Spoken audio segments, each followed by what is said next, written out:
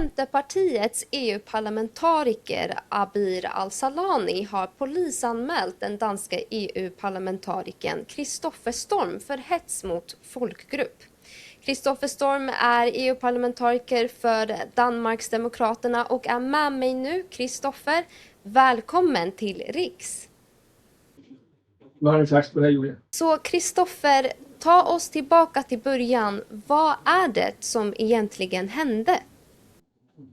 Jamen altså, der sker jo det, at højrefløjen i Europaparlamentet endelig har lykkedes med at få et flertal for den her nye hjemsendelsespolitik, der skal gælde for alle EU's medlemslande, som jo blandt andet er blevet forhandlet hjem af jeres egen Charlie Weimers, altså jeres egen svenske medlem af Europaparlamentet, som har gjort et rigtig godt stykke arbejde med at sikre en god aftale, der vil ændre medlemslandenes muligheder for at hjemsende kriminelle migranter fra Europa tilbage til deres oprindelsesland. Det blev selvfølgelig fejret af højrefløjen, som det så ofte gør, når nogen har en politisk sejr i Europaparlamentet. Men Abir blev meget fortørnet over at have tabt den her afstemning. Hun stemte jo selvfølgelig imod. Hendes politik går imod alt fornuft, også her. Og derfor så stemte hun imod og brugte så efterfølgende noget taletid på at stå og anklage stort set hele højrefløjen for at være racister og for at skabe utryghed og få hende til at være bange for at være i parlamentet. Hvilket jo er noget vås, fordi hun har jo sådan set ikke noget at være bange for, i og med at hun jo meget bekendt i hvert fald ikke har begået noget kriminelt og altså opholder sig i Europa lovligt. Og derfor så skrev jeg som kommentar på en anden medlem af Europaparlamentets Instagram-opslag omkring det, at jeg synes, hun skulle tage og gå hjem. Det er en helt almindelig talemåde i Danmark, hvor man henviser til, at når folk de står og braller, altså siger en masse brøvl, jamen, så skal de tage og pakke deres ting og gå hjem. Det mener jeg, hun skulle have gjort. Det havde været bedre for Abir, både som kollega, men egentlig også som politiker, hvis hun havde respekteret og accepteret sit nederlag, altså sit politiske nederlag, og så taget hjem på sit hotel og såret den ud og kommet frisk på arbejde igen dagen efter, i stedet for at stå og skabe sig på den måde nede i Europaparlamentet. Mm. Och du skrev ju Abir Al-Salani borde åka hem. Vad menade du när du skrev den kommentaren? Jeg mener det, som jeg sagde før, at hun skal lade være med at stå og opføre sig på den fuldstændig utilstedelige måde nede i parlamentssalen. At hun skal acceptere, at demokratiets spilleregler nogle gange er sådan, at hun har tabt en afstemning, og derfor så bør hun gå hjem.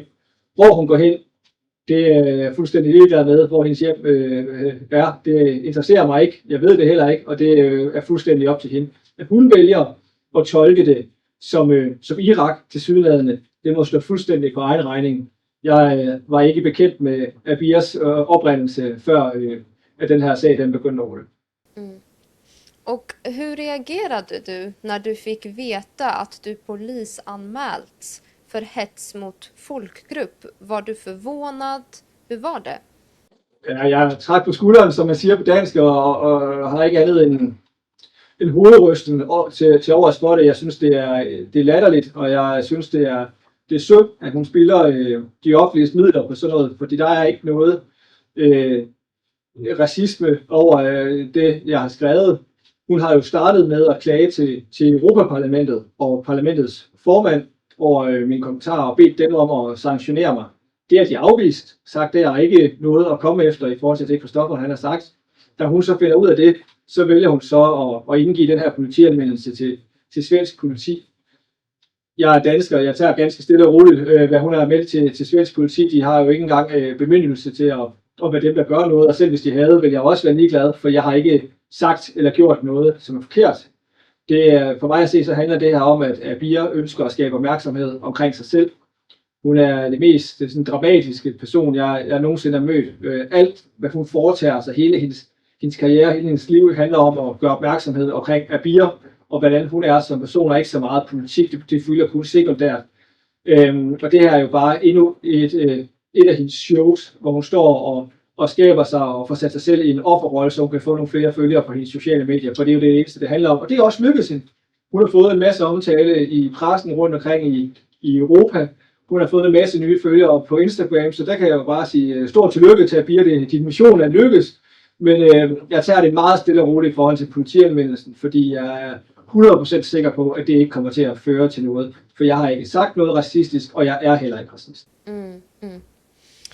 Och hur kan kommentarer som din nå polisen? Hur kan det bli så att en vanlig kommentar kan leda till den konsekvensen, tror du? Altså, hvilken konsekvenser det, jeg tror, det kan få for mig? Hvordan kan det komme så langt? Hvordan det kan komme så langt? How it can come so far? Exactly. Ja. Jamen, jeg tror, det er kommet så langt ud, fordi at Abir ønsker, at det kommer så langt ud. Fordi Abir ønsker opmærksomhed. Fordi hun gerne vil udnytte situationen. Hun har tabt en afstemning. Europas befolkning har heldigvis en anden holdning til migrationspolitikken, hun selv har. Derfor så vedtog vi jo den her beslutning. Det er hun sur over. I stedet for at forholde sig til politikken af nederlaget, så har hun udnyttet situationen til at skabe en masse opmærksomhed omkring sig selv. Det er hendes ønske. Abir ønsker ikke et godt arbejdsmiljø. Hun ønsker ikke, at vi er gode kollegaer. Hun ønsker konflikt. Det kan vi se på det, hun skriver på sociale medier. Ikke kun i den her sag, men også på i mange andre situationer, hvor hun omtaler nogle af mine kollegaer på en utrolig grim måde. Vi kan se på nogle af de ting, hun har liket i den her sag, hvor hun jo opildner til had mod mig og mine finske kollegaer. Så det er jo et ønske fra hendes side om, at den her sag skal køre så langt ud som muligt. Det er jo det, der giver hende opmærksomhed og giver hende taletid, og det er det, hun ønsker. Hun er en drama queen, der ønsker at få så meget opmærksomhed tiltrukket sig som overhovedet muligt. Och vart går då gränsen mellan yttrandefrihet och hets mot folkgrupp eller rasism? Vart går gränsen? Jamen altså for mig at se, så er grænsen meget lang. Altså det her, vi er jo slet ikke i nærheden af det her. Når man taler om racisme, så taler man jo om, når folk taler hadfuldt mod en befolkningsgruppe eller en person på grund af deres race eller deres religion. Det er jo slet ikke det, der er sket her eksempelvis. Det handler om, når folk opfordrer til had mod altså specifikke personer eller befolkningsgrupper. Det er jo på ingen måde det, som jeg eller mine kollegaer har gjort. Men kan tværtimod måske kigge lidt på noget af det, at Abir hun rent faktisk har skrevet og kommenteret og liket på i den her sag, som jo netop er opildning til had. Men hun er det mest dobbeltmoralske menneske, jeg har mødt. Altså, jeg har ikke rigtig noget til overs for hende, for at være helt ærlig. Jeg synes, at det er utroligt ærgerligt, at vi som borgere i Europa skal være repræsenteret af en politiker som hende, som ikke ønsker det bedste for Europas befolkning, men alene fokuserer på, hvordan hun kan få mest mulig opmærksomhed i pressen og på sociale medier. For det er helt tydeligt, hele hendes liv, det handler om selviscenesættelse, og hvordan at hun kan komme så meget ud som muligt og vise sig frem som muligt, og ikke ret meget om politisk indhold. Och vad tror du det här kan få för konsekvenser om kommentarer som dina börjar klassas som rasistiska eller hets mot folkgrupp? Jeg er selvfølgelig træt af at få sådan en beskyldning fra en kollega, og særligt at hun vælger at gå så langsomt og melde til politiet, også fordi jeg jo ikke har sagt noget, som kan klassificeres som racisme. Det kommer ikke til at få nogen konsekvenser for mig som politiker. Jeg kommer ikke til at ændre min måde at være på. Desværre får det nok heller ikke konsekvenser lige umiddelbart for Abir. Hun fortsætter helt sikkert også med sin afskyelige måde at være på over for politiske modstandere og tale grimt om os og tale ned til hvordan vi er. Men det må stå på hendes regning. Jeg synes, at det er meget, meget uheldigt, meget, meget ærgerligt, at hun opfører sig på den måde. Jeg synes, hun er uanstændig. Og jeg håber, at hun bliver straffet af vælgerne om 3 år, så der ikke er nogen, der stemmer på hende igen. Desværre ser det ikke sådan ud. Hun har lykkes med sin mission med at skabe en masse opmærksomhed omkring sig. Men i forhold til egen personlige konsekvenser, så forventer jeg ikke, at der kommer nogen. Jeg tager det fuldstændig stille og roligt, for jeg ved, at jeg ikke har gjort noget, der er forkert. Jeg har ikke gjort noget, der er ulovligt, så derfor så tager jeg det umiddelbart stille og roligt. Jeg synes bare, det er utroligt ærgerligt, at en person som Abir, hun så på den måde ødelægger hele racisme-debatten. Fordi racisme er en rigtig grim ting. Jeg bruger rigtig meget af mit tid her i parlamentet på at beskytte jødiske folk eksempelvis. mod antisemitisme, både i Danmark og i resten af EU. Det fylder rigtig meget i mit arbejde. Og jeg synes, at når folk angriber minoriteter på den måde, som man jo ser både nogen på højrefløjen gøre, og nogen på venstrefløjen gøre, eller helt sådan individuelle personer, når de udviser racistisk eller antisemitistisk adfærd, det finder jeg meget, meget afskyeligt.